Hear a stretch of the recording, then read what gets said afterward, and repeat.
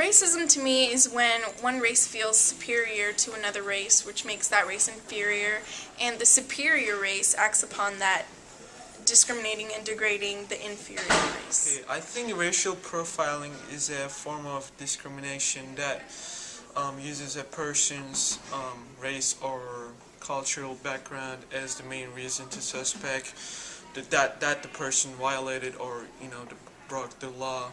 I think the lasting impacts that racism still has on society today is prevalent in the school systems and also just in everyday life, from the stories that we hear about men shooting men of different races, and some people see that as racism and some people don't, but it's a kind of take it how you want kind of thing. But it's you can find racism anywhere you go, but it's very subtle, as opposed to it being in the civil rights movement, where it was very abrupt and you knew when someone was being directly racist.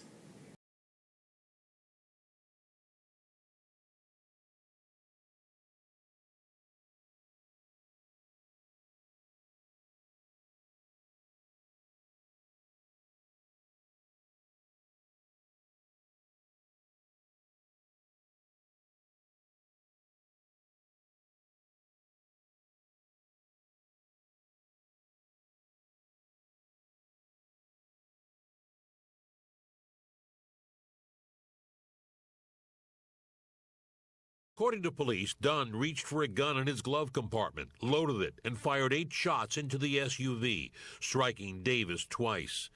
The victim's mother doesn't buy Dunn's self-defense story. You shot him over some music. And he was in the car. And there's no logical reason, there's nothing logical that you can say that would make me believe that you were threatened. Police said they found no guns inside the teen's car. By claiming he felt threatened, Dunn could appeal for protection under Florida's controversial Stand Your Ground self-defense law.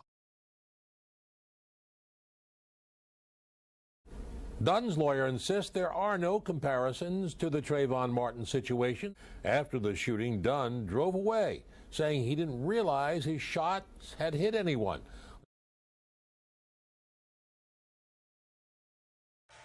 Okay, of course, that's the Trayvon Martin case. We've been talking a lot about that. A tragedy. Is this about racism? Of course. I can't believe we're even asking that question. Yeah. How could it not be? If the positions were reversed, if it was a white kid who was shot by a black guy, you think we'd be in this situation? I thought about this last night. What if it was 2 black men? Probably wouldn't have heard about it.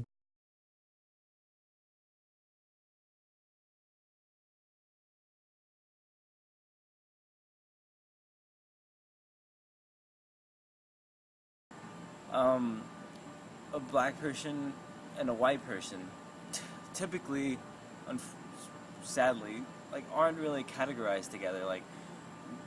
When you think in America, just what people naturally assume is that white people are rich, snotty, uptight, preppy, that kind of thing, and that doesn't mix with what people think of black people.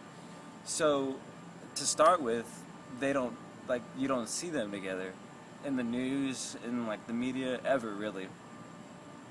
So keeping that in mind, when say a white person kills a black person, or the other way around, or some type of mugging or any type of violence occurs, it's some people consider it to be a rare occurrence.